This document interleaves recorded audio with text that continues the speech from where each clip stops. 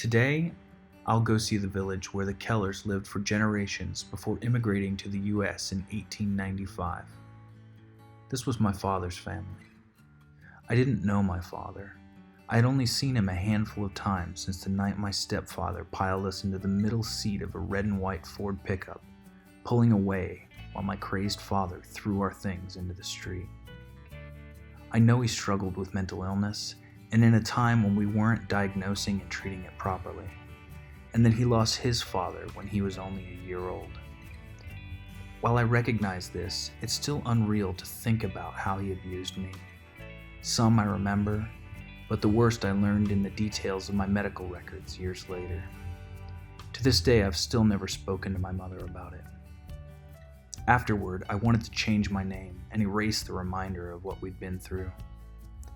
It was my friend Eric Gregson who encouraged me to look at the difference one generation could make and how differently our name would be remembered by those who knew my brother and I.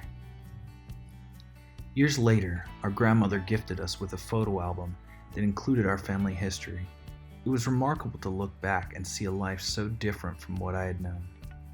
It caused terrible dissonance in my heart, especially a captured moment of tenderness between my father and I.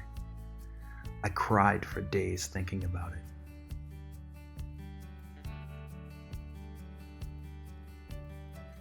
So, I just found it. This is my great-great-great-great-grandfather, Michael Keller, and his wife, Christine.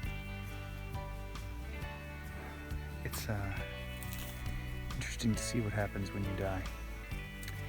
There's trees growing through all of this place. I kind of expected some sort of like a well-groomed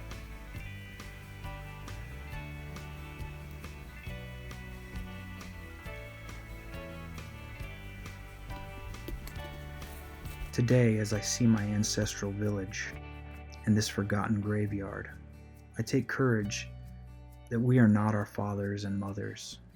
We are not our countries or ancestors. Pride in these things is a fool's errand at best. Our lives are our own, and it's up to us to live them with intention in a way that matters to us, because in the end, we and everyone we know will turn to dust, and the earth will just keep spinning.